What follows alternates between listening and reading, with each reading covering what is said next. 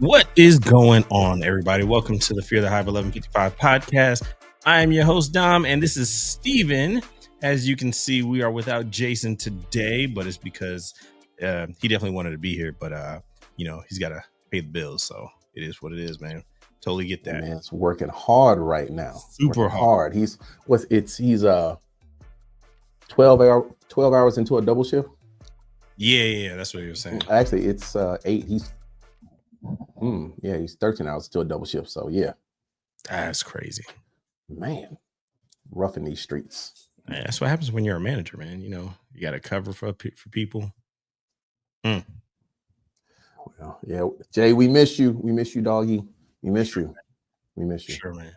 It's not the same without you. If you get a little chance, just pop in here on your cell phone.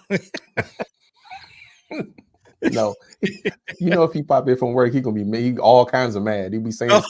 He sure will. He'll be talking fast. We're not gonna be able to understand him at all. You won't be able to understand him. You know what? Correction. You're right. I won't be able to understand. I won't be able to understand him. Yeah. Oh. Well, what's funny about that is, oh my God, mom's side of the family, that they're Jamaican. Like they're like they're the ones that came here. So they have the accent like thick too. And so it's like I grew up around it. A lot of my cousins, they took care of me. So I kind of, you just pick it up and you kind of understand it. And so when Jason starts doing it, it's like he's speaking English to me. Yeah, your native tongue. There you go. No, what's funny is my son Mozzie, my 4-year-old, right? Mm-hmm. That's how he started talking. He spoke like with almost like a Jamaican accent. He's like, "Me want this, me want that." Like it was. You should foster that. Embrace the culture. That man is standing 10 toes down in his ethnicity.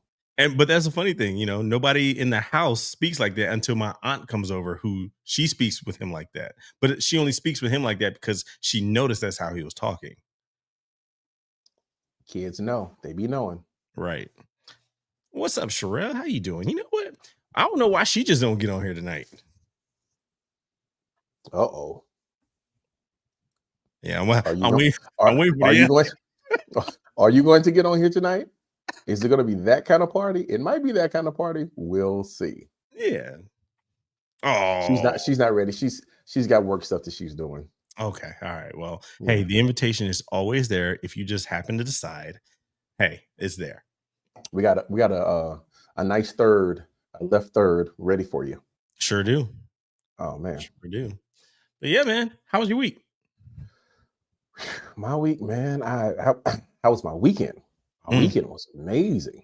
Okay. I went to work with my wife. It was take your husband to work day. Okay. It was take your husband to work day. So we walked in, we went, and she was introducing me to all the people. You know how it is when your wife takes you to work. Introducing me to all the people. We having small talk, conversation, make relationships, all that good stuff. Actually, it was at one of the Make 48 competitions, and it was very good to be there and to see and to experience the kids, the employees, the process. Like it was really good. Yes. I was just gonna say, for the people that don't know, let's talk about what Make 48 is real quick. Okay. So Make 48 is a company that had this really cool idea, right? And the idea was, how can we engage with students, right? Not elementary, but middle school, high school students.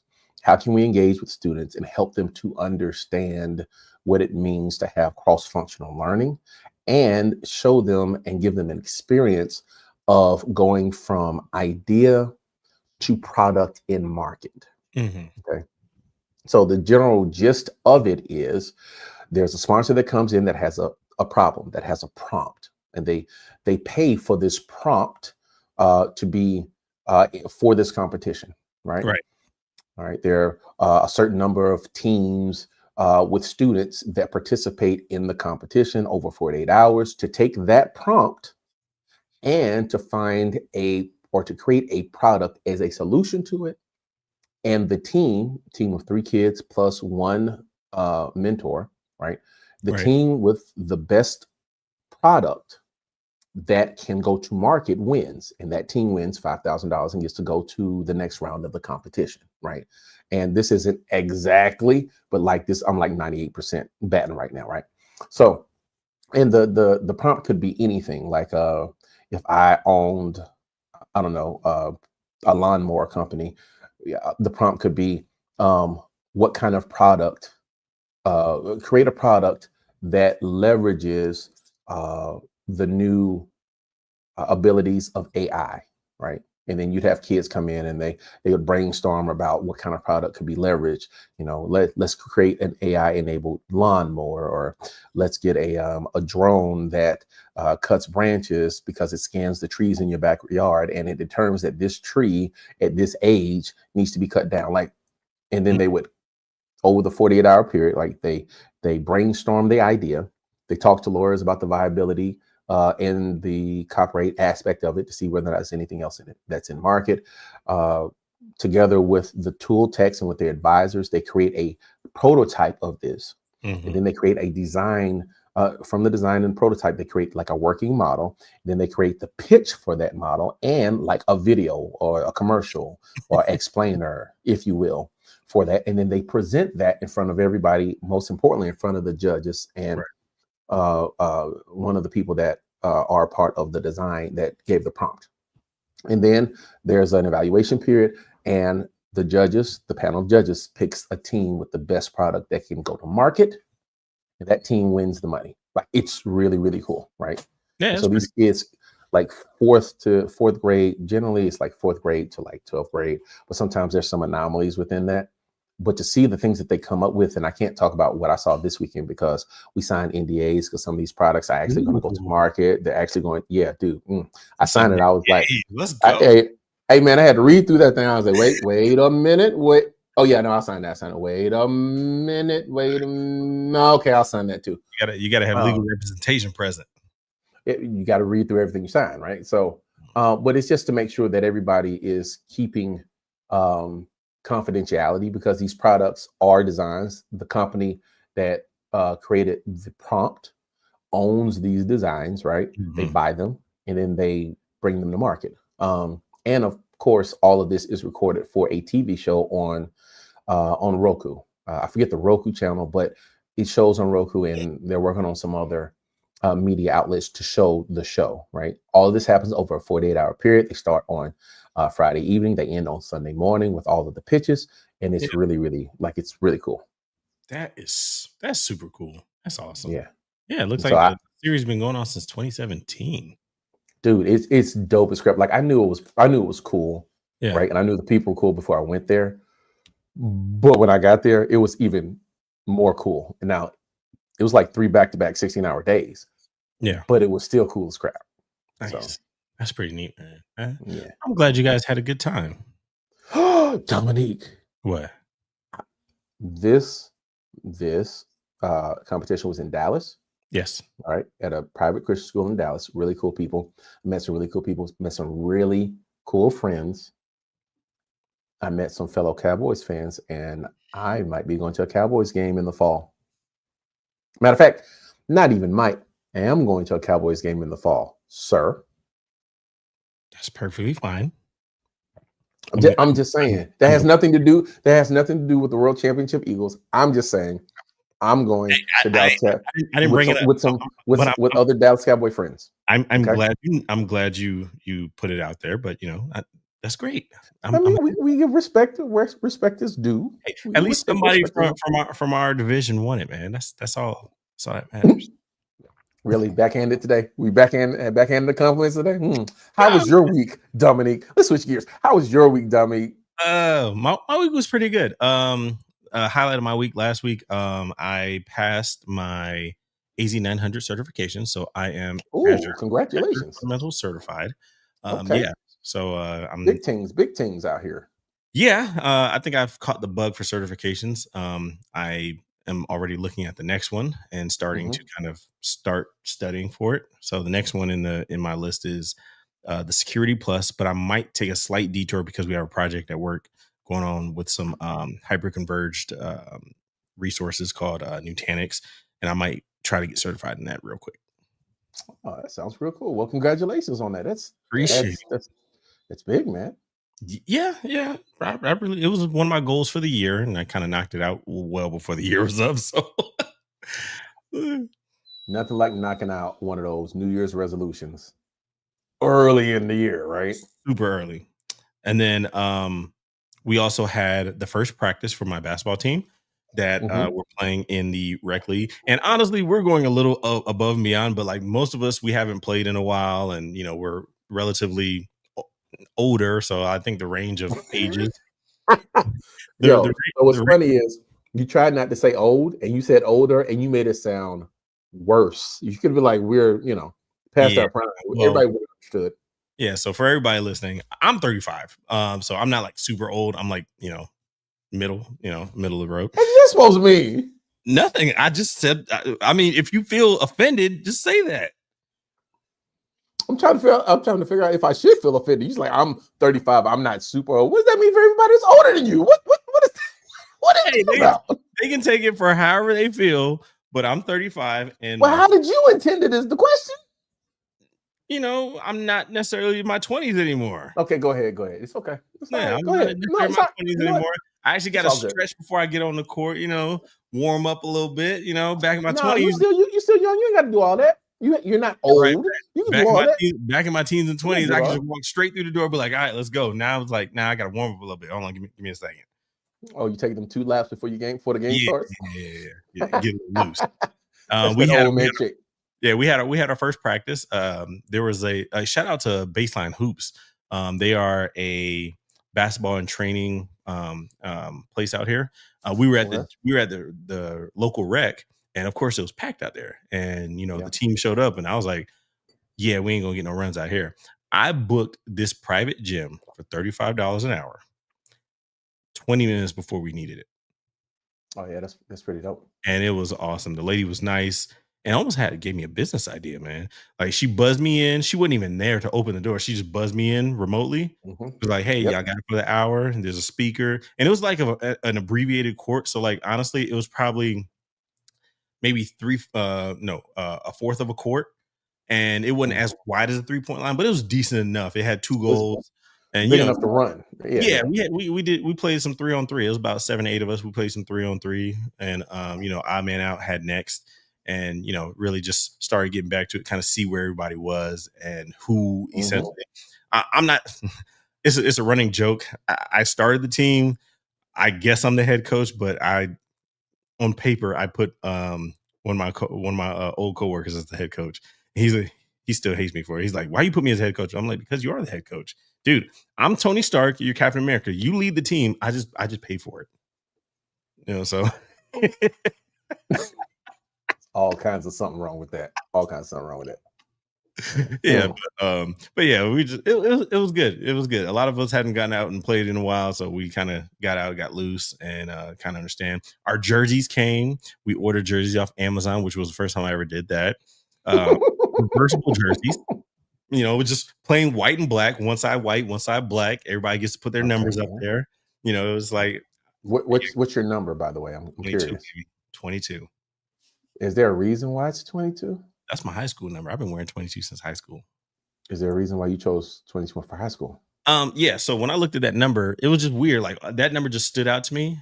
And I don't know, for me, 22 is like a very equal number. And I feel that portrays how I play on both sides, offense and defense. It's a very full and it's very symmetrical. Right. Yes.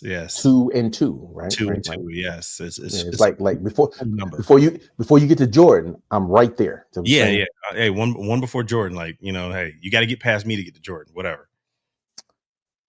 All right. Oh, also real quick, I just want to give a shout out to our Carolina Storm listeners. Thank you guys for showing up. And we just cutting up. That's all. Definitely shout out to our Carolina Storm listeners. Reggie, my man. Reggie on the 1s and 2s, man. We got to get together. Have on show. We do have that. We're going to have to schedule him because he's a busy man. And I'm going to have to hit him up. Last week, Jason, hit us with the the vow renewal. Yeah, So yeah, so I'm gonna have to hit yeah. Reggie up because I got two DJs. I got DJ Reggie's my DJ, and I got Oz as my DJ. Mhm. Both amazing DJs. I'm not rich enough to have a party with two DJs yet, but maybe next year we'll see. Man, 2 DJs. Wow. Ain't a boy can dream. Um, you know any here in the Charlotte area? In the Charlotte area, no, I do not. Okay, never mind. I do not. Reggie's like in Winston, I believe. So Okay. he's close enough. I mean, true. I might have to hit him up. Mhm. I have an event that I might need him for Okay. in the Oh no, future. I do know one. I do know one. Daryl Rice. Daryl Rice. I'll send you his information. He's cool. Yeah. I met okay. So when we Mhm. were at Best Buy, Lisa Elam Rice had come through. This is really cool. Lisa Elam Rice had come through and we sold her a phone and we sold her husband a phone. And Mhm. we really good friends. We made really good friends. She used to come through all the time, right? And we met her children and we all met her children. Her children are in college right now. They both go to A&T. Oh wow, Bro, you're like old. I'm gearing up. I got to her oldest child, her daughter, I think she's getting ready to graduate. So I Mm. said, when she graduates, I'm going to send her a graduation gift. Mhm. So, That's nice. yeah, That's that's nice of you. that's how I know I'm getting old. Since somebody's like 35, I'm not that old. I know I'm old because I got kids with friends that are graduating high school. I mean, that are graduating college. So, and all Man, that good shoot. stuff. I uh I signed my son up for his first official debit card with like a bank, not like Cash App. Hey, man. Hey. Yeah. Had to get had to get him started right. I mean, this is a shame. It's not a necessarily shameless plug. We're not sponsors of they're not sponsoring the video, which they should be, but set him up with Navy Federal so he can take advantage of those Go ahead and perks. start that whole credit profile thing, huh? Yeah, man. Yeah, you gotta start them early. So, but yeah, man. Yeah. who you got on your shout out list? Okay. So one person I didn't put on my shout out list is my wife because we celebrated yesterday 19 years of marital bliss. There you go. There you go. 19 years, buddy. 19 years. Yep. That's what's up. Yeah, it was amazing. I'll tell you how we celebrated. You guys went to that restaurant that we saw you on. Mm, yeah, sure. Yeah. What restaurant was that? I mean, I don't 'Cause know the restaurant, but man, you look good, man. You had the shirt on. As Y'all I as y'all I was big. recall, we decided we was gonna get to bed early and pass out. That's how we celebrated because you know, grown folk do, stuff Yeah, like sometimes they go out to the restaurant to celebrate. Sometimes they get in front of their favorite TV show with a glass of wine and pass out. And we did the latter last night. There it nothing goes. wrong with that. Nothing wrong with that at all, man. So, it was we're gonna do something this weekend, right? Rodeo's in town. Yes, Okay. thank you, mother. 19 years. Woo! Rodeo is in town. Mhm. So we're gonna go if not this weekend, then next weekend, spring break next weekend. So we're gonna take the kids to the rodeo, and then my daughter's birthday is a week from Sunday. So she's got a Captain thing. Howard going on. Nah, man, rodeo is expensive, my guy. Like rodeo is. I was okay. For those of you that are watching, the rodeo in Houston. If you're in North Carolina, you know how like the North Carolina State Fair is like the big like public thing that happens, Yep. right? The State Fair in Texas is in Dallas, but Houston, which is the biggest city in Texas, has the rodeo, and Mhm. there is nothing like the rodeo. Mm. Nothing. Anytime you think of rodeo, whatever pops in your mind, it's there, right? No, seriously. So the students in the high schools here in Houston and across the state. Like hog tying? Yes, Oh my, they that'd be fun. That'd be they fun. have livestock shows. They bring out the best heifers and the best bulls, and they have auctions. Right? Okay. They have barbecue contests, which was this past weekend. Mhm. Yes. They have concerts every single day. Like Reba McEntire was here. Bun B is going to be here on the 7th. He's got Coco Jones, Ludacris, and somebody else. But like Journey's supposed to be here, like across the board. It's amazing. It's a good time. Yeah, no, it's very much a good time. And so we're gonna go. We were supposed to go last year, but my daughter Sydney got sick on the way, and we had to turn around and go back home. But we all, well, everybody except for me, we have our boots, we have our hats. All right, I still have to get my really, really humongous rodeo belt for my Levi's jeans. But aside from that, we ready to go. Ready to go eat some fried Oreos and whatever else they have. Make sure you get that the cyber rodeo belt. I'm sorry, I don't know what you mean. Tesla makes a cyber rodeo belt. In what world do you think I would purchase anything that Tesla makes? Certainly not in this world. Certainly not in this lifetime. They could be giving it away and giving me $500. I still wouldn't take it. No, not never. No. So sorry, sir. But yeah, it was just funny. Ready to go. We'll make sure to take pictures because it'll be our first time going to the rodeo. It'll be my kids' first time going to see things like they got like horse racing. I don't know if they have not horse racing. They have horseback riding. They have hog tying. They have mud bull riding. Racing. They do not. I don't think they have bull riding at the actual rodeo, but they have a whole bunch of other livestock things that are really cool. So like the I'm very much looking forward to it. Biggest pig, or like like the biggest head of cabbage. Like it's a whole thing.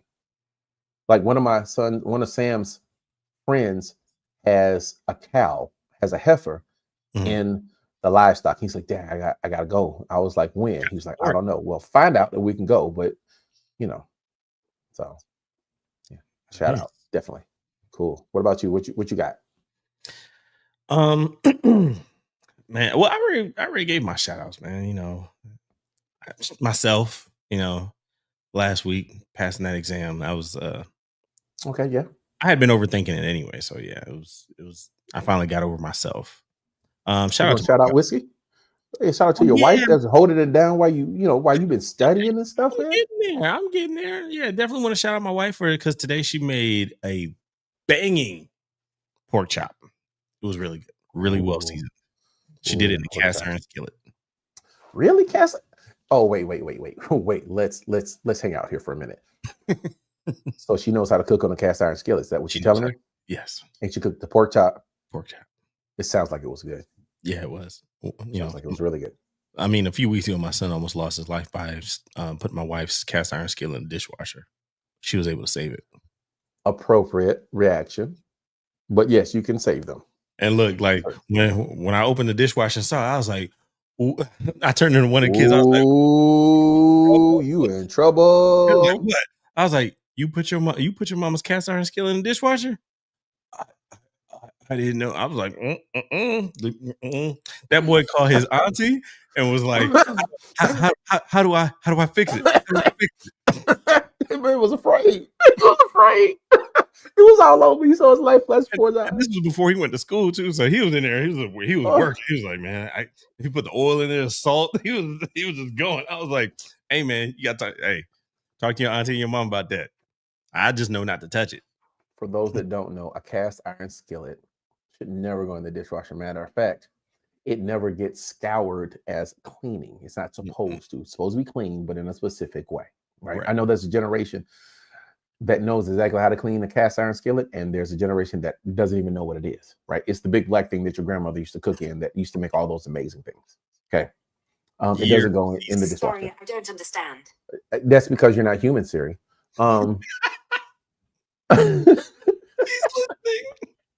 She's always listening. Oh, yeah, and then Whiskey, he had his first doctor's appointment today. How'd it go? It went good. He's 17 pounds. And shout out to Banfield because I was meaning to get like a ancestry DNA test on my dog, and with the first year puppy wellness package, they do that for you. I'm sorry. Let me back up. It sounded like you said you were going to pay to have your dog's DNA evaluated. Because he's a mix. I don't know exactly what, and I would like to know because then we could forecast how big he's going to get. Um, Mhm. and they were even, and they were even able to say like it goes back to his grandparents, so we'll know what his grandparents were. So in that way, Uh, yeah. So it's interesting. Like I said, you're able to just figure out what direction your dog's going to go in as far as size, his temperament, maybe even the foods that he likes to eat, certain traits and whatnot. So it'll be nice. We'll get those results in about 4 to 6 weeks. So in about 4 to 6 episodes, you guys will know as well. I don't know where to take this. Like a bunch of different places that I could take this. But my wife, thank you. What? Thank you. Thank you. Thank you. There will be signs. There will be signs. Whatever. It came with the puppy wellness package. Oh my goodness. You guys are this man's this man has DNA duplicate his dog on file, y'all. He ain't playing around. It's a different league. It's a different. It's a whole different league, Brody. Should he pass away? It's like, hey, clone that dog. Bring him back. It's a whole different league. Clone that dog. Put it on my firm. It's all good. Oh my gosh. Oh my gosh. Something wrong with you, man. Oh, Dominic. You make it so easy, though. You make it so easy. What's wrong with you? You Hey, like I'm being a responsible adult, making sure that my dog, my family pet, has insurance and it has his doctor visits, his medicine, and so on and so forth. So I don't have to tell my kids, "Hey, your dog passed away, and I got to deal with puppy dog pass." And you're Jamaican. I thought Jamaicans don't even like dogs. You got them testing for DNA? I'm half, sir. I'm half. Okay. I am half. Rich. That's what the man said. Bumbo clock. He rich, man. He rich. Look, when they said that how much it was gonna be, I was like, the Jamaican part of me was like, man. The other part of me was like, man. We don't know. I don't know. It's an internal struggle. Yeah. If you're on Instagram, he might be. Look, if you don't know, if you're on Instagram, there's this meme and there's this hashtag. The hashtag is bumper glock, and there's these people that film people of Jamaican ancestry and descent, like emoting, right? And it always ends in Bumbaglot something, right? Or something Bumbaglot, right? And it's hilarious. I think I had like 5 of them saved just so I can laugh anytime I need to laugh. It's amazing. Oh my gosh. Anyhow, but yeah, okay. Hey, whiskey. You gotta prevent heartworm and roundworm and all this other stuff that I learned today. You do. And regular people do that by taking them to the vet. You, on the other hand, decide DNA test. That's right. You know what? That fits. That fits. That fits a DNA test. Hey, it was included in his visits for the year, okay? Wait a minute. You prepaid for his. You know what? No, I did not. I'm not even going to ask. I'm not even going to ask. I don't know anybody that prepays for that dog's visit to the vet. I didn't prepay. Okay. Whew. Yes. Let's move on to your list of shout outs, sir. A shout out to Representative Al Green. Representative Al Green. He held it down. Big shout out. If you don't know, the State of the Union was last night. No, I did not watch that. The rotting corpse that is 47 lie his face off all night. And clearly, Representative Al Green was not there for the foolishness either.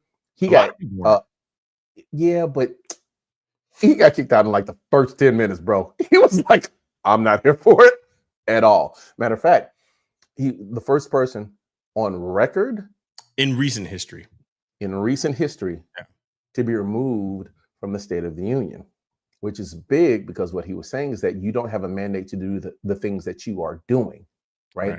And he shouted some other things like you're not even abiding by the law and a few other things, right? But big shout out to Representative Al Green for showing us what nonviolent protest looks like for showing us what standing on business looks like, for setting the tone for how we should be, what's the word I'm looking for here? Protesting and resisting in this time, right? You like somebody's got to stand up and take some L's for this to work, right? Yeah. And he stood on business, and he was escorted out by the sergeant at arms and his for that. So Robert's Rules of Order was in effect, although ironically, Robert's Rules of Order was nowhere in effect when Marjorie Taylor Greene was shouting, or when that big dumb man was shouting at President Obama, or all of that. Neither here nor there. But you know how it goes. If Obama would have had him removed, it would have been a whole thing. But see, here's the thing: Obama was not supposed to have him removed. The president of the Senate was supposed to have him. I'm sorry, no. The president of the House Majority Leader was supposed to have him removed. But whatever. It is. Big shout out to Representative Al Green and others. Big shout out to Reverend Barber, who was on Roland Martin last night, giving an impassioned explanation as to what we should be doing now, and what that means, and what it would mean for the average American to come together and adopt, in his words, or at least the Poor People's Campaign that Dr. King started, that he has picked up, and band together so that the needs of those that are less fortunate in America are taken care of, right? And addressed by a nation that is so wealthy, but whose wealth is being funneled to those with so much money at the moment. Yeah. So there's that. Jason ain't here to give his shout outs.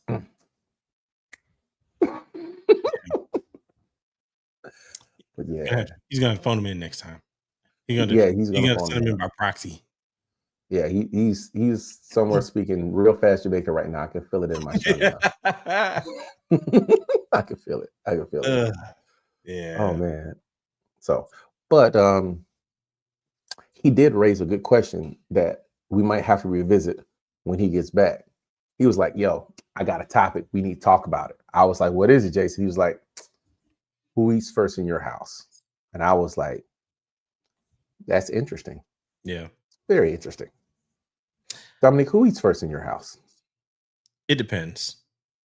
But majority of the time it's me.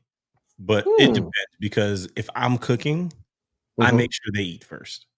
And I fix my wife's plate, and then my son, my oldest son, and then so on and so forth. Yeah. It depends on what we're cooking, who's cooking, and the little ones, they're a little bit more picky about certain things. So like, especially for them, for their food, if like, let's say I'm cooking chicken, like bacon chicken or whatever, I would take the first two chickens that are done, put it on their plate so it can cool. And if it's cool by the time I fixed everybody, before I fix everybody else's, I'll go ahead and put theirs on the plate. Like tonight, my wife cooked dinner. Most of the time, if we cook inside and there's no grill involved, my food will be fixed first.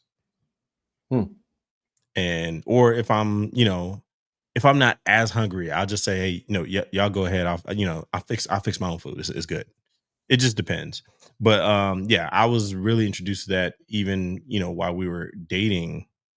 And at that point we had been dating for a while anyway. Whenever we went out, like to a family event and whatnot, her family's, they're Southern, so they're like, my mother-in-law, she used to be big on it. She was like, "You're not gonna fix Dominique's plate? Well, I'll fix it." And it's just a big thing. It's like, hey, you fix your man a plate, and as a man, if you refuse, you still gonna get that plate. You still, you gonna. No, that's okay. I'll take it. Thank you for the fork and the knife. Appreciate it. Thank you for putting them in my hands and then curling my fingers around them both. I guess I could eat a few bites, I guess I could eat now. No, I feel you. It's interesting, right? Because that idea is at the cross section of a whole lot of things, right? Cultural, borderline history, spiritual, if you will, gender roles, right? And just expectations in general, right? Like it's Lots of different cultures have lots of different ways to view that. And, thinking about it, there really isn't a right way per se. There is. That it just is what is understood. Like what's understood doesn't have to be Yeah, said. doesn't need to be okay. And Right? and that's why I that's why sometimes it just doesn't matter to me. She's like, yeah, I'm gonna fix you. I'm like, no, just fix the kids' food. Yeah, I'm with you on that one. Like, okay, so I have one rule about dinner. Mm, I don't care whether my plate's fixed first or not. Don't care. Don't care at all. What I don't care if anybody is downstairs to eat when I eat. I mhm. mean, I kind of care, but I don't really care as much as this one rule. My food is hot. I don't care what all y'all do. I don't care what anybody else does. I like my food hot. That's what it is. That's fair. So it means y'all got to come downstairs 15 minutes before the table gets set so that my food is hot. And Mhm. that's what y'all got to do. Right. Or my food is fixed last. So everybody else's food gets fixed and they don't care what temperature their food is. I'm fine with that too. Yeah. I eat my food hot. Yeah. That's just what it is. So yeah, like even there, my plate is last because my plate is hot. My plate is first because my plate is hot. My plate Yeah. is in the middle because my plate is hot. Don't care as long as my plate's hot. Yep. Okay. I feel you on that. Like with like crispy fried chicken, crispy fried pork chops. Yeah, I want that thing fresh out the grease. Okay. I need it I'm fresh with out you. the grease. The sad part is there are only a couple things that really grind my gears, and eating food that's supposed to be hot but that isn't hot is one of them. I don't even care. There are no excuses. There's no, no, bro, no, absolutely not. No, I'm not. It's just that just is what it is. Yeah. Will I fix my wife's plate first? Many times, yes. Mhm. Will I make sure that my kids' plate? Many times, like that. I don't have a problem with that at all. I don't have any hangups on gender roles in Yeah. that respect. Like I Yeah. don't have a problem cooking or washing the dishes or doing the clothes. I don't have a problem with any of those gender roles. It's not a thing. I Right. just want my food hot. I mean, I'll fold all the clothes. My food's got to be hot. I'll do Yep. the dishes. My food's got to be hot. That's just what it is. So, That's fair. but I've seen it the other way. People talk about, well, daddy got to get the big piece of chicken. I remember that was a episode of Everybody Hates Chris. Everybody hates Chris. Yes. Yes. Yes. Certainly. Well, and I get it, the functionality of it, right? Way back in the day, when there was one income in the household, man worked in the factory or in the field or whatever, he needed the most calories so that he can go out and do the work to bring home the money. So Yep. he should have the big piece of chicken. It's functional, right? However, both me and my wife work from home. I don't need the big piece of chicken. I'm sorry. I don't need it. I don't need it. I eat all day. It's like I pick all day. I really don't. I'm good. Matter of fact, I like the wings. Yep. I like the wings. I don't need a big piece. Matter of fact, I like the wing tips. If I could just have wing tips for dinner, I probably would. Probably would. Nah, I'm with you on that. Yeah, I'm the same way. Like, and plus my son, my oldest, he's growing, so it's like, hey man, you can. And when he does get the bigger piece, it's because I Mhm. fix it for him. Yeah. Well, you have to feed. You have to. You have to provide adequate calories for the Right. growing boy, right? Oh, But I my mean, jack. but a lot like you still got to show him like just because you have the big piece of meat, I can still body slam you, bro. Yo, so Sam is legitimately. He's legitimately as tall as me. Yeah. He just got 4 barrel rolls put in. So with his hair, he is taller than me, right? He looks me dead in my eye. He may be a quarter inch taller than me, right?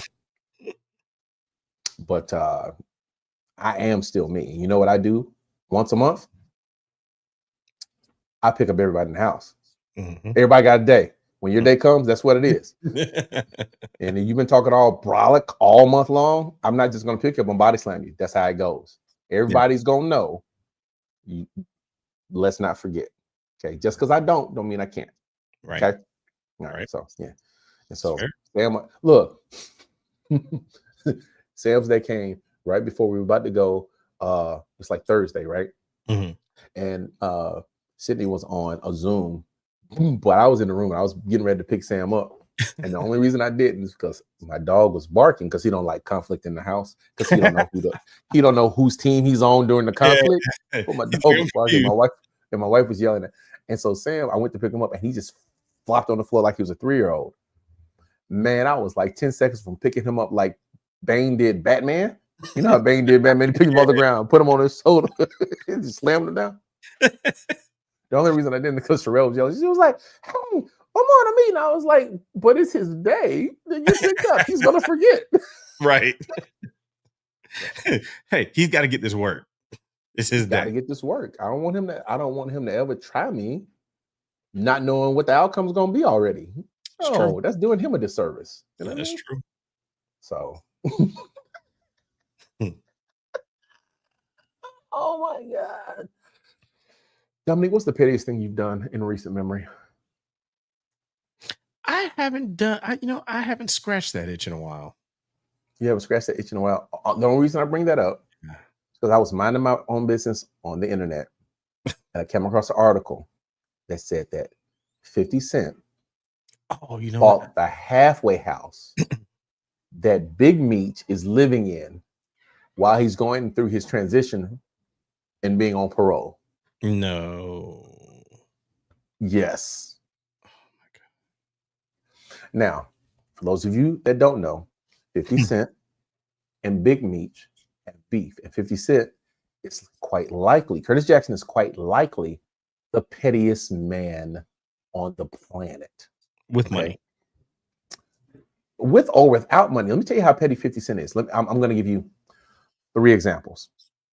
Here's the first example. During his beef with Rick Ross, 50 Cent got Rick Ross's baby's mother to do a interview, paid her for the interview. And it was the interview that outed Rick Ross as a former correctional officer. That's one. Oh, he attacked the street cred. 2, 50 Cent has a long-running beef with Ja Rule.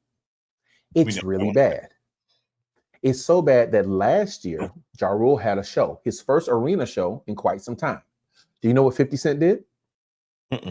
He bought the first 3 rows of Ja Rule's arena show.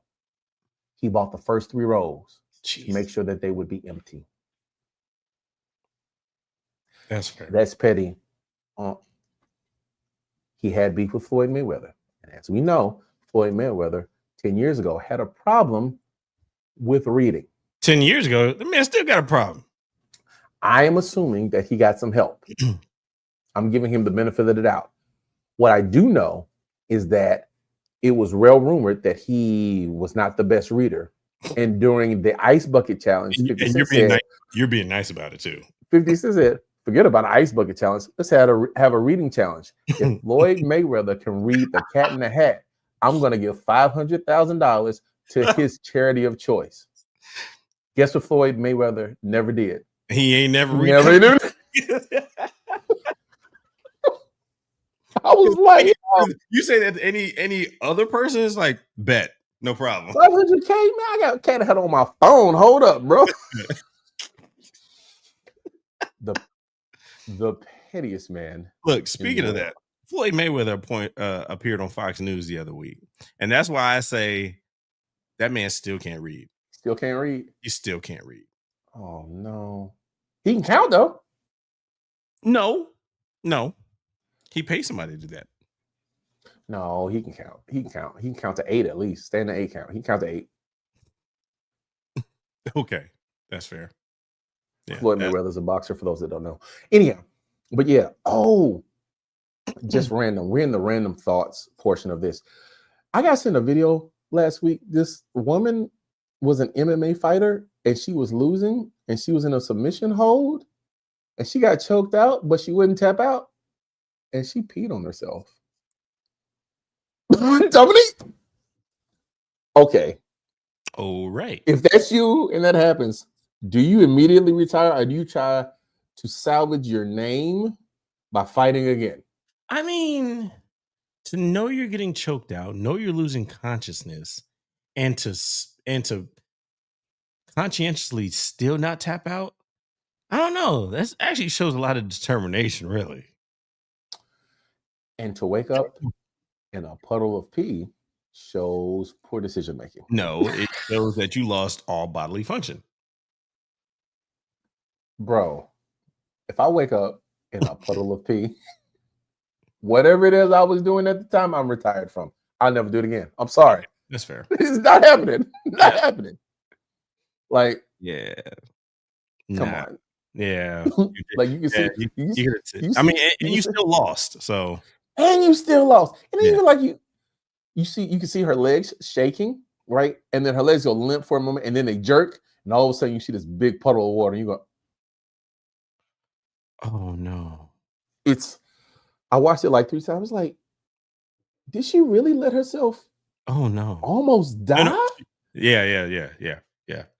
She let herself almost die. And Because like that's the last thing before you go. Like, yeah.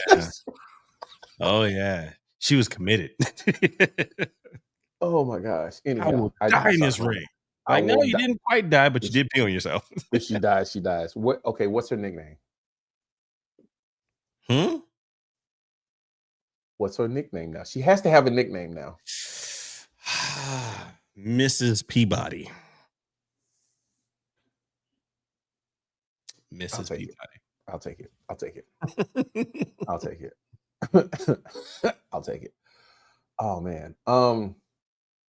Okay. Now that we've laughed and we were able to get that off of our chest and we've had a good time. I did not watch the State of the Union. You watched the State of the Union. What were your takeaways? This man's a habitual liar, yo.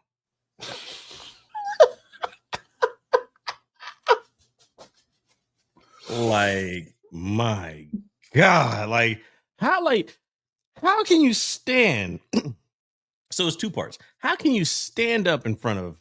Hold on a second. For those of you that don't know, we're on the soapbox moment of the podcast, segment number 3. We're going to be ranting for the next 12 minutes and 35 seconds. Go on. How can you stand in front of, for the most part, all intents and purposes, relatively educated people and just spew putrid filth? And then the second part is, how is it you, who is somewhat educated, got elected to your position, blindly following, clapping, and agreeing with the putrid filth that this guy is spewing? Like, I don't know, man. Like, the whole, and I have yet to see the fact checker for everything that was said. But for me, I know it's wrong because I have been. You want to know why you haven't seen the fact checker? He probably suppressed. Because they still checking it. They have so many instances that they have to clear up. They're not even ready yet. It'll be tomorrow. And I know some of this is wrong because I've been following this. I've been following this a lot more than I really would like to. But because I'm so annoyed, it's almost motivating me to keep tabs on it. Like, okay. Yeah. One of the things is they keep saying Doge is saving taxpayers billions. No, they are not. A lot of that $165 billion that they quote unquote saved, it's not even $165 billion. And then on top of that, most of those were expiring contracts anyway. So you can't even count that as savings because they were expiring. But yet they're saying that, it's president math, I guess. I don't understand. Because here's the thing: that $5,000 Doge check that people are hoping for that they get, in order to fund that, and honestly doing rough math, and I think it's like 90 million households that would get it, you'd have to come up with what? $540 billion in order to send that. And they're nowhere near getting that kind of money. Listen. They're nowhere near it. We all know a hustler when we see one. 100%. Or at least I thought we did. You can't BS a BSer. Because what's happening right now, okay, just to be clear about Doge, any number that is put up on his website claiming to be an accumulation of the tax dollars that it has saved. All of those numbers have been changed over the last 7 days. Not And changed, there's removed. no. Some of them, even the ones that have been allowed to stay, Yeah, are being changed in real time as it's come to light that the number is inaccurate. right. Okay. Now, that's thing number one. Thing number two, many of the things that Doge is doing are putting pauses on contracts, either A, that are ending, or B, that we are legally obligated to uphold. So even if the number were true, there are people who have contracts from the federal government that the government has stopped payment on. Think about that for a second, right? And if you need something tangible to consider research. There was one contract, $8 million, that Trump referenced, from what I understand, last night at the State of the Union. And Doge stopped that contract because Doge cited trans policies in that contract. That contract was going to a research company that wasn't doing things transgender. They were doing transgenicide. There's distinction there, right? They saw trends. They saw trends. It was like, stop it, right? Ironically, this research is to introduce human cells into mice so that when they introduce diseases into the same mice, we can more accurately predict how the introduction of these diseases and then the vaccines of these diseases into the mice will affect humans. Right. Has nothing to do with transgender, anything. It's called transgenicide, I believe it is. But Doge saw trans and they was like, we're not going to pay you any money. So their research is stopped. Not to mention money that has been stopped from USAID that ends up going to farmers or producers of things that go overseas. It's annoying. It's infuriating.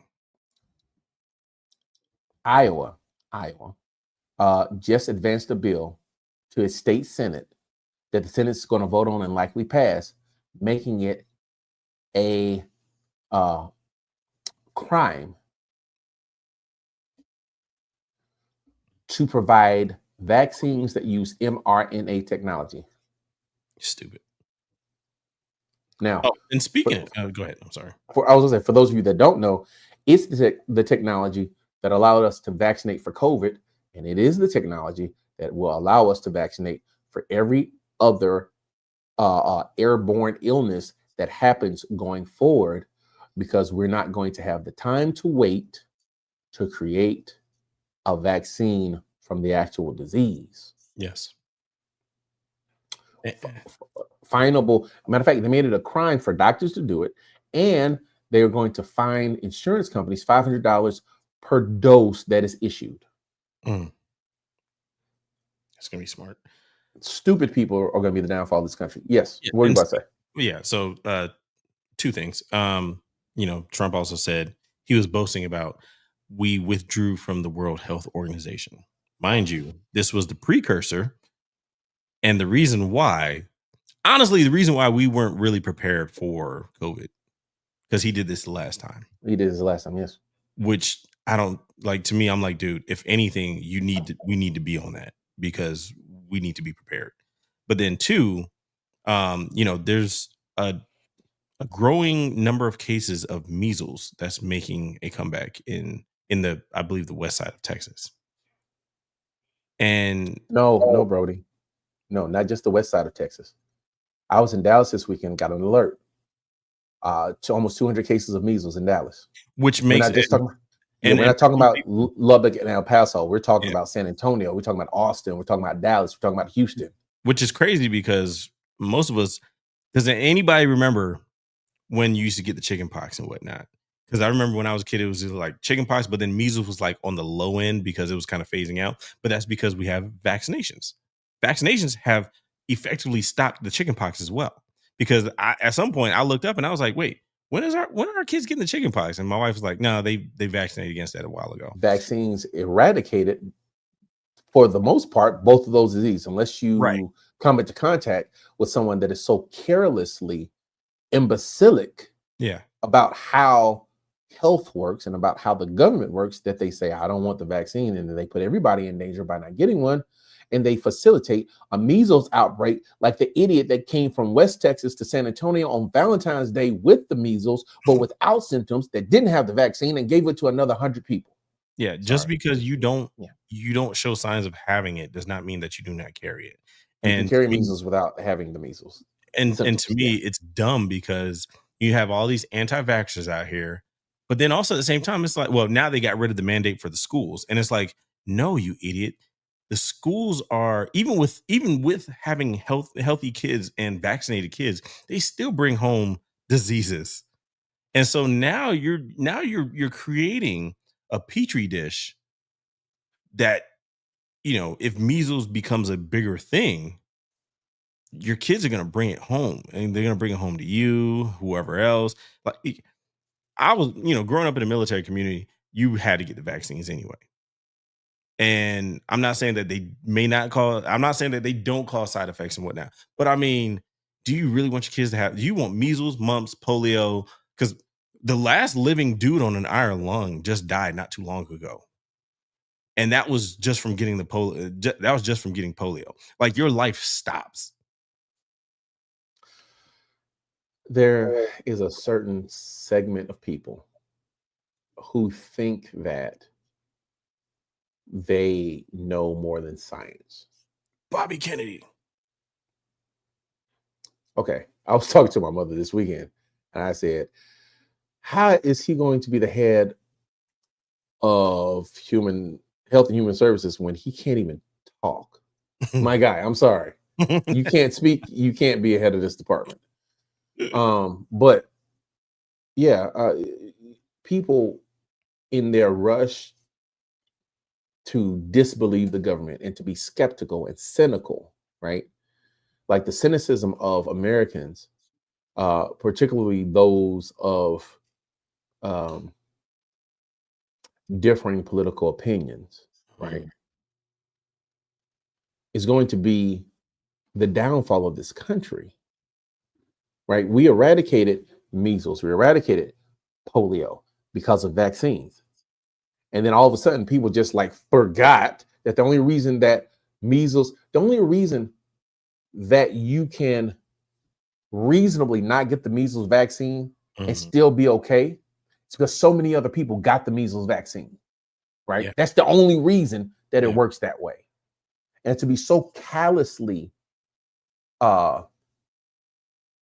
careless, right, about public safety, that you think that your opinions about science are so important that you got to put everybody else at risk.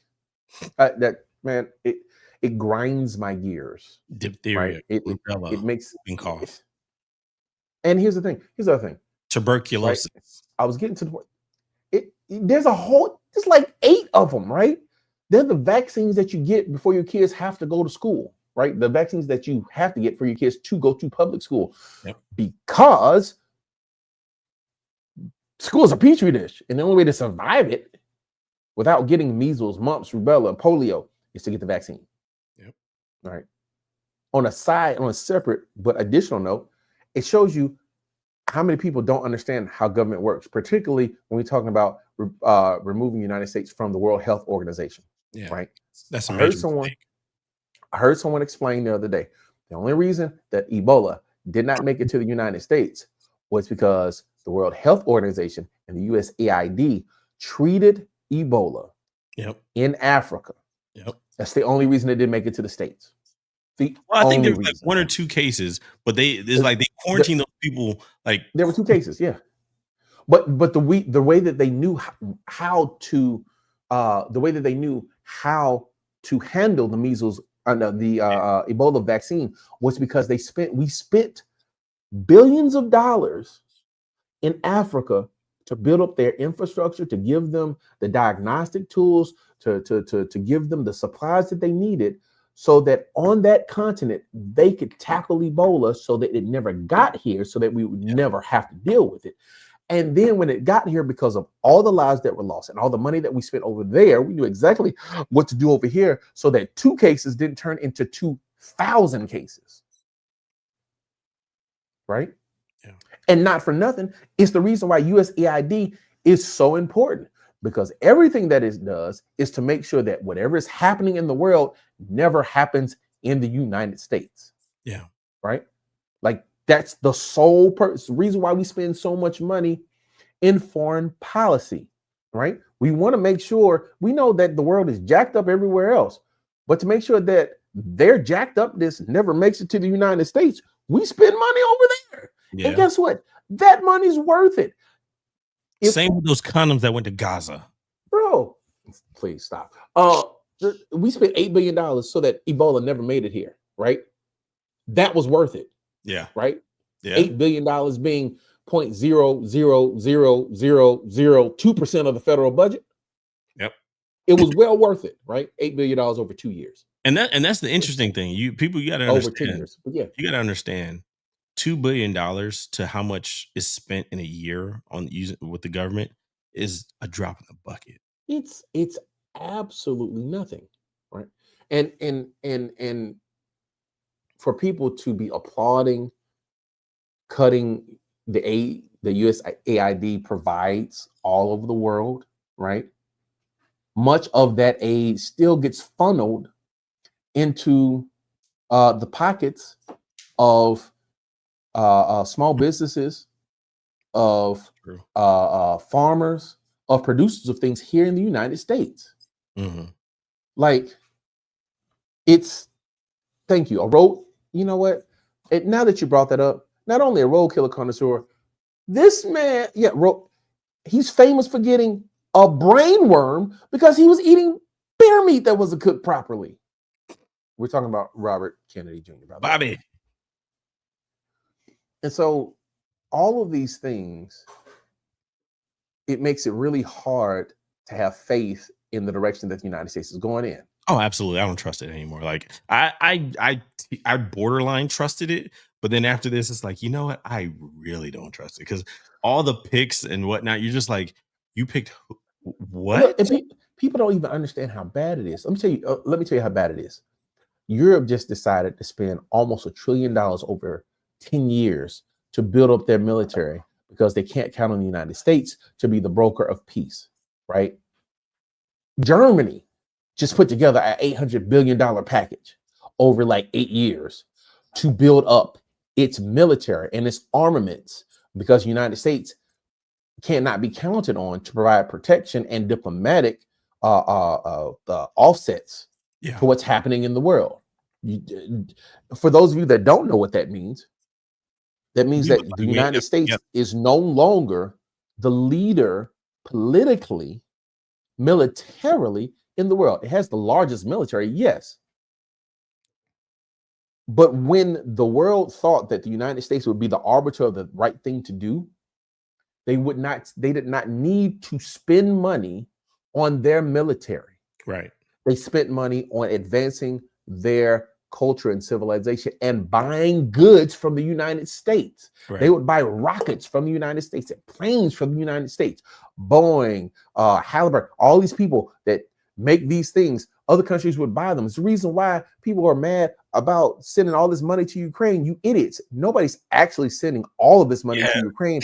This money represents the equipment that we're giving to the Ukrainian soldiers, and many of it being old. It was going to be expiring anyway, but has a monetary value so that they could fight their war, and so it could provide us an opportunity to pay our contractors, which pay our citizens to make more and to bring more money into our economy. Like, that's a thing, right? But if Europe is now making their own decisions and providing and creating their own armaments, they don't need us anymore. Like, we're going to get iced out. That Zelensky Trump shouting match, which was not a shouting match. That was VP Couch Lover and the Cheeto man that that was bullying. They were intending to frisk Ukraine for those mineral rights. And yeah, because of that, the EU turned around and said, you know what, we got it, we'll support it. And it's one of those things where they look back at us and like, yeah, we can't count on you guys anymore. And unfortunately, it's not even us as a people, it's the person that was elected in office. But it's us as a people. You want to know why? Because of the number of people, because they view it as the electorate of the United States chose this leader. Right. And truthfully, they're absolutely right. They're absolutely right. The only problem with that is it leaves us and it puts us in a position where we are not a part of the negotiations on what happens. We're not at the table anymore. And when our military is the world police, then we get a say in how the negotiations of almost any conflict in the world happen. When our military is not the sole protectors, if you will, or not the sole arbiters of what happened, we lose our strategic negotiating places. I argued that with a friend over the last weekend. He's a blind Republican. He's a blind Republican, but he's going balls deep in MAGA right now. And I said, if you're a president, for us to be the United States, how can you know what your enemy's doing if you're not in the room? That doesn't make any sense. You do realize that, like, in order to know and be ahead of your competition or whoever else, you should be in the room, because now we're completely blind. And not for nothing, as we're talking about Ukraine, it was made very clear to me that the reason why we have been sending money to Ukraine is because we promised Ukraine that if they gave up their nuclear weapons program, that we would protect them against Russian aggression. Now, keep in mind, at the outset of Ukraine, at the fall of the Soviet Union, when Ukraine became a country, Ukraine had the third largest nuclear arsenal in the world. That's what the reports say. And the nuclear disarmament is what they went through. They gave up all of their nukes, gave up all of their nuclear program. They focused on creating wheat and all the other stuff that they create and ship off and sell around the world, export around the world, right? Under the agreement. Yeah, under the agreement, that a top exporter of wheat. People don't understand. If Ukraine stops sending us wheat, where you gonna get your Cinnamon Toast Crunch from? But that's a whole nother story. But we agreed with most of the rest of the world to protect them as long as they gave up their nukes. Yeah. And we are reneging, we're welshing, if you will, to both two racial epithets on that agreement. And if the world can't, if they can't have a reasonable expectation of us holding to the agreements that we've made in the past, then the United States no longer is a superpower. Nope. At least not in the eyes of the people that matter. Nope, not at all. I mean, we got the biggest military in the world, but nobody, if we're not holding to agreements, then nobody knows what we're going to do. We didn't even know just stop including us. Floating over us. Man, look. Like, and then, like I said, that negotiation between Zelensky and Trump was absolutely horrible, because what Zelensky was asking for was security agreements, which was not outside of the realm. Like, yes, you should talk about that. You do need security agreements. And they were saying, they were trying to force him to sign it and say, we'll talk about that later, when we know that wasn't going to happen. And that was that argument that I had with my friend. I was like, dude, he was like, yeah, they were going to do it later. I'm like, come on, man. No, he was not going to do it later.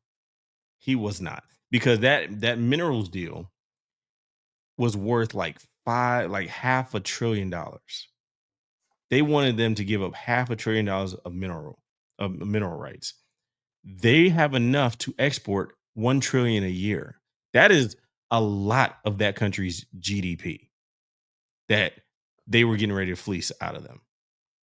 Look, Rusty Lid brings up a good point. What happens when allies no longer feel secure sharing information, flying blind into troubling times. Not only that, not only do we have to consider allies no longer feeling secure enough to share information, but when the administration directs our intelligence apparatus to stop monitoring Russia and to Major stop all cyber efforts against them. red flag. And then, this is what I heard this afternoon. They just stopped sharing intelligence with Ukraine. They just stopped. Like, you at this point, you want Russia to bulldoze Ukraine.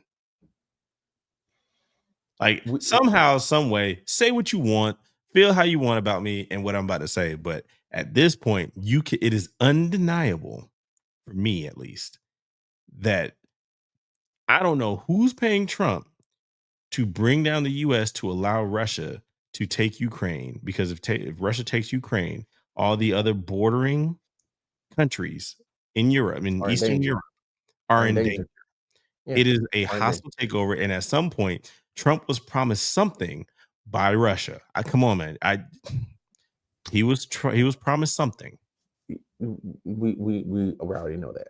My question is, why would having Ukraine not as an ally even be an option when the very minerals that that country holds are the minerals that are critical to the infrastructure electronically? I'm sorry, so the EV infrastructure that we're trying to build, right?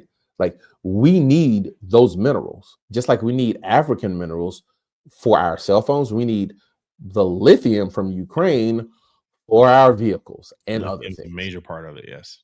Right. And so I believe that the deal that was going to be made was so that somebody's best friend would have access to all the lithium in Ukraine, or at least a larger portion at a cheaper price. Yeah. Right. Yeah. And when that didn't go south, that blew up. But then again, they were going to blow that up anyway. Yep. They want Russia to come in and then just get it from Russia and make it look like, hey, we secured a deal. It's like, no, you idiot. But here's the thing. To do it. What idiot in this world thinks that if Russia controls Ukraine, that they're actually going to deal in good faith with the United States over a critical mineral that is the base of the technology that's supposed to continue to keep our economy going?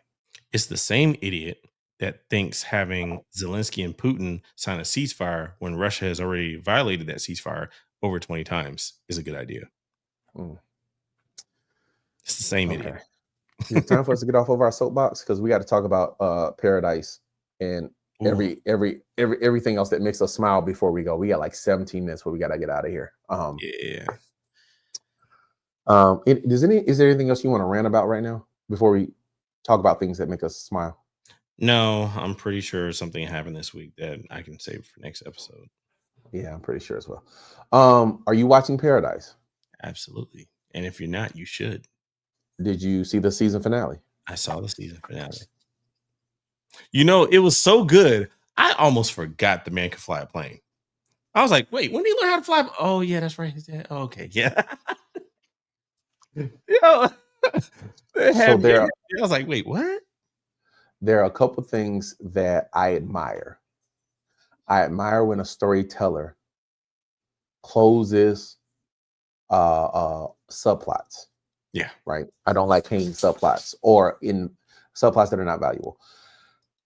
I admire when a storyteller does not use filler dialogue. And I admire when a storyteller brings back to the forefront a piece of the story that we thought had no value, and it has immense value. And in that closing episode of the season finale of Paradise, the writers, the directors, the actors did all of that. And that is aside from Sterling Sharp showing that he is the best actor. He is good. Television. Honestly, it made me mad that he didn't have a bigger part in Black Panther. I was upset he didn't have a bigger part. No, but the Black Panther did what it was supposed to do in catapulting his career, right? Catapulted his career in This Is Us into Well, This Is yeah, Us I into the loved other him in stuff, right? This Is Us, and that's when I Yeah, started when I took notice of him. I was like the complex family dynamics, the yeah. emotions evoked in This Is Us that he was able to portray was like, yo, this dude's deep. Wow, this is Well, good. he's classically trained. Like he classically trained. He was on the stage. He's got like a degree, like Yeah. NYU, I believe. And so, you know, he's a good actor, but and as good as This Is Us was, and as good as he was in Black Panther, right? Even for that short Mhm. 5 minutes that he was in the film, this role is a Mhm. departure from almost all of that, right? Yeah. He played it masterfully. And the Like if interesting he thing if is, if he doesn't win the Emmy, I don't yeah, want to hear nothing about Emmys ever again.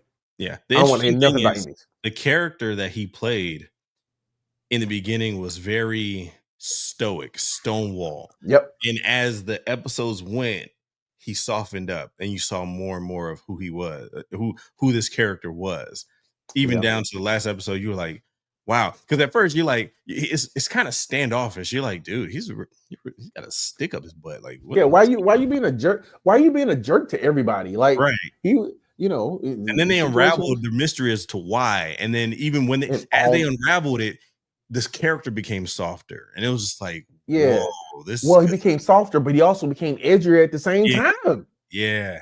Well, more emotional. Like he was more allowed to be emotional. And it Yeah, was he just like, took the liberties for that. Yeah, it was good. It was real good. And really. and as I'll put it like this, maybe like through once I got to episode 6, it dawned on me. I was like, this is where they're gonna go. They're really gonna do it. Because I was like, is he ever gonna find his wife? And it clicked. I was like, yeah, at some point he's gonna be able to go see his wife somehow, some way. And then how the story unfolded, it was like, absolutely, yep, okay, you guys are heading that direction. Got it. I mean, recency bias, I acknowledge, but this is one of the best seasons of television Yeah, I've ever seen. yeah, it's good. This is a great season of television from start to finish. Yeah, Everybody, everybody's acting well, right? yeah. And they're like, look, and It's here's rap the kick. time. Here's the kicker. He's playing Nino Brown in September. Netflix. Sterling K. Brown has been cast as Nino Brown in New Jack City for Mm. Netflix. And I can't wait. If he's willing to do what he did and show what he showed in Paradise, and he's going over to Netflix for New Jack City as Nino Brown, as the new age Nino Brown, selling synthetic drugs as the king of New York. Oh my goodness, I can't wait. Yeah, it's gonna be good. Yeah, and he's one of those actors that he plays a role so well, no matter what he plays in, you're like, I'm gonna watch it because I know it's gonna be good. Yeah, he's done really well. He's only the only thing that he was in that wasn't great, at least from my knowledge, is the movie that he was in with Jennifer Lopez. But then again, it was a movie with Jennifer Lopez, so I was gonna say, there wasn't a whole lot of expectations going around I'm with gonna that say, one, what movie was that? Because I don't think I saw it.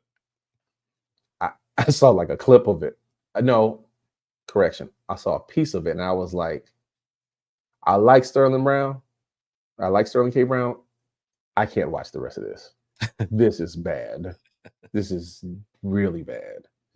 So, but yeah, Paradise is great. Yeah, Paradise is great. If you haven't watched Paradise, you can start now. It's on Hulu. It is worth, even if you only pay for like the $5.99 Hulu plan, so you can get access to Paradise. It is worth it. it It is. is so worth it. Pay for $5.99 for 1 month. You can watch all the episodes. It's worth it. Oh, real quick, you put me on to The Chosen. Oh yeah. That's coming. That's coming back out this year. I think in theaters. The last, yeah, it's they're not going to do the web show anymore. I think it's going to be in theaters. You got to see it in theaters. Yeah, they're trying to make some money, and I get it because other people saw the potential of it. right? Yeah. There's this David and Goliath is on Amazon Prime right now, Oh, nice. right? Okay. It's like a 9 episode mini series about David and Goliath and about Saul and about, it's a whole bunch of white people, which listen, okay, listen. I will say I like the casting of The Chosen. Yes, it's not as whitewashed. If you're gonna do this, Yeah. you can't have all white people in this. No. At the very least, right? This is assuming that we take the ethnicity of the area and you use the current ethnically based skin color of the Right. people in the area. Still not a whole bunch of white people. And I don't think I'm going to watch it if it's a whole bunch of white skin telling the David and Goliath story.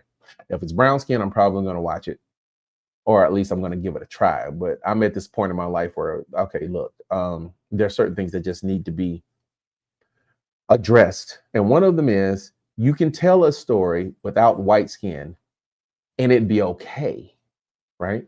Yeah. Like that just is what it is. And if you're not willing to entertain that idea, then what do you expect from me as a consumer, right? Yeah.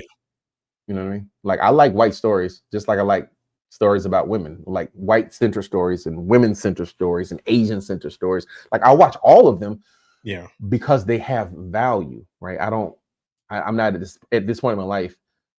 Let's try it another way. So my mother is behind, clearly. But yeah, habitual liars. But I'm at the point in my life where there is more to storytelling than white centered stories, right? However much I like them, I don't want to see that all the time.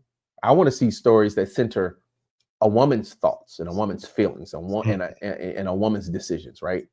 I want to see stories that center Hispanic thoughts and Hispanic decisions, and whether it's women or women or Hispanics or Black people or queer people. Like Yeah.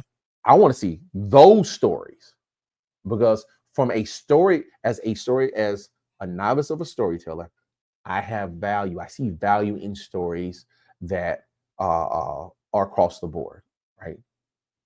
Like when I finished watching Parasite the first time, I was like, "This is a great story. Mm. It's an amazing story." Or like Crouching Tiger, Hidden Dragon, right? That was a anglicized version of the story, but it Right. was still from a perspective that was not white male. Great, you know what I mean? Mm-hmm. So don't give me two brown skinned people in David and Goliath and expect for me to just be okay with it. Right.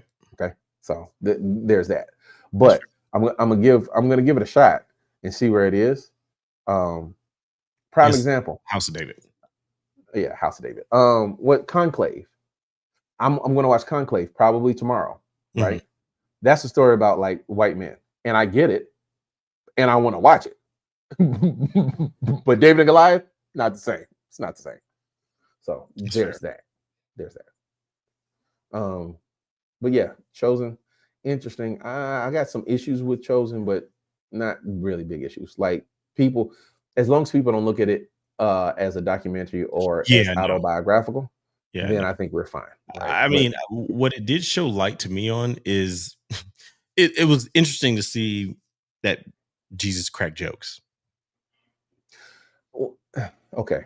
That was interesting to me. I was like, oh, okay. I mean, and it's not like I'm saying like, oh, that must have been exactly how he was, but it's like, I mean, for all intents and purposes, he was a man. I mean, He was a man. So, and it just it got me thinking. I'm like, well, maybe he did crack a joke or two here and there because he was a person. one of the hardest things that people struggle with is bringing to life biblical characters, Yeah. right? I mean, understanding the Bible is hard enough, right? Understanding what it actually says and what it actually means is hard enough. People, even aside from that, people have a hard time adding context to Mhm. them, right? And what The Chosen does is it adds a possible context to these biblical scriptures. It gives life to these black and white words, right? When I Mhm. have conversations with people, I'm always trying to get people to understand that every person that is referenced in the Bible was a human, Yeah. which means they had all of the human bodily functions and or emotions, Yep. right? And if you don't think Jesus cracked the joke, then I seriously, seriously doubt you understand who Jesus was, Right. right? You may not understand what jokes he cracked, or, may not be able to find one in the Bible. But if you Right. think that he didn't crack a joke, it's as much like thinking he didn't get angry. Right. Exactly. No, he He engaged had in the both. full spectrum of human emotions. Full spectrum, full Yep. spectrum. And You know then what I on mean? top of that, his followers, it's like, kind of seeing what they went through. It's like his followers weren't like, "Oh, yes, we are holier than thou." And it's just, no, they were people. The representation Yes, is good. they were Yeah. real people Yeah. with real problems. Full Real spectrum, people with definitely. real problems. You know what I mean? So, Yeah. but Um, yeah, 0 Day. I have relegated that to I need to watch that on like a Saturday that I have mm, nothing going on. I cannot watch that show as I'm going to bed and expect me to, you know, no. yeah, Which you how cannot. many episodes are you in? One? No, I'm like 3, almost Oh 4. yeah, yeah. It's yeah. You gotta give it time. You It can't. is good for what it is, but it's just one of those things you don't watch before you go to bed because honestly, it's not enough that it'll hold you from going to sleep. I'll put it like that. It gets better. The momentum carries it Yeah. through, and you have to be paying attention. It's not a great watch if you're doing something else, Right. but it's very much a good story. Robert De Niro did very well, and whoever the writers and producers and director were, they did very well in that. And I've told multiple people about Zero Day. Mm. Go watch Zero Day. It's pretty good. It's pretty good. So, Mm.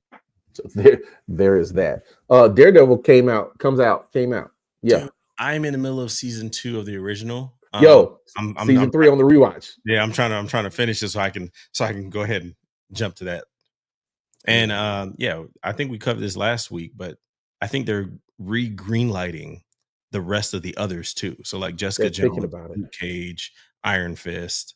So that's going to be interesting because that these little smaller series was always really nice to see outside of the big production that is the Avengers movies, Iron Man, Spider-Man, the rest of them. It shows the more common people and their problems, even though some of those people are more superpowered, which I would assume that at some point, some of these smaller characters have to make an appearance in some of the bigger movies, even if it's just a quick thing.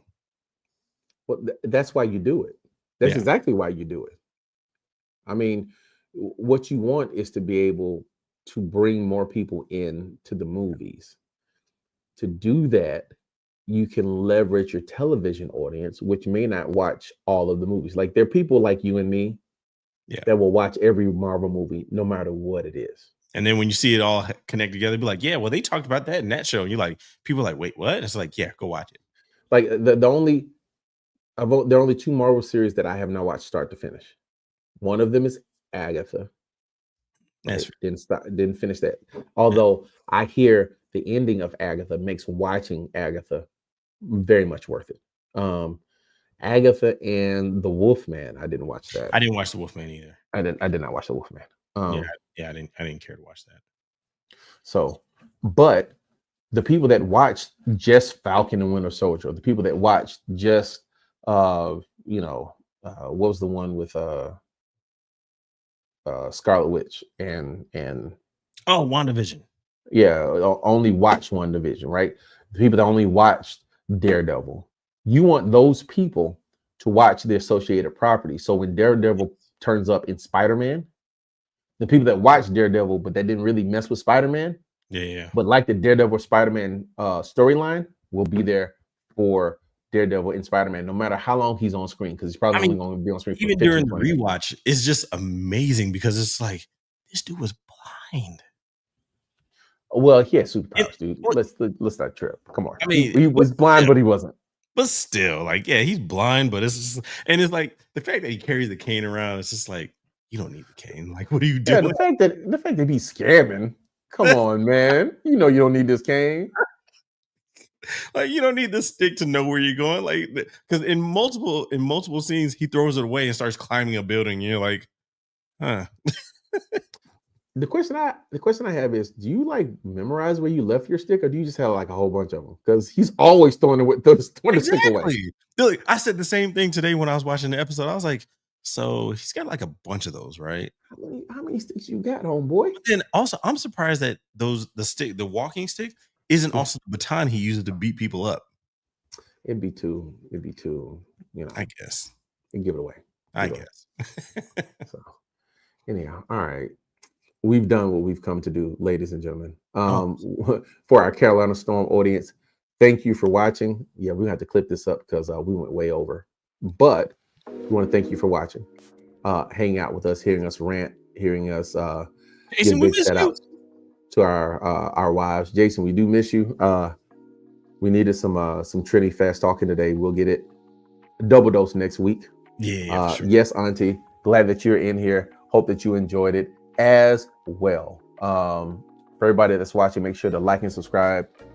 Hit the notification on YouTube. Yeah, what up? I need an invite to the next Howard family reunion at this point. Hey, listen. When's happening next year? It's happening. It's happening this year. I'll make sure you get the invite. Make sure you get the invite. Just come by, grab a plate of hopefully some potato salad and whatnot. Hey man, I like my food hot. Hey, it's fair. I like my food hot. But thank you guys for watching. I'm Steve. That's Dominique. Jason will be back next week. Thank you for watching. Feel the Hive 1155. We will see you next week. Peace.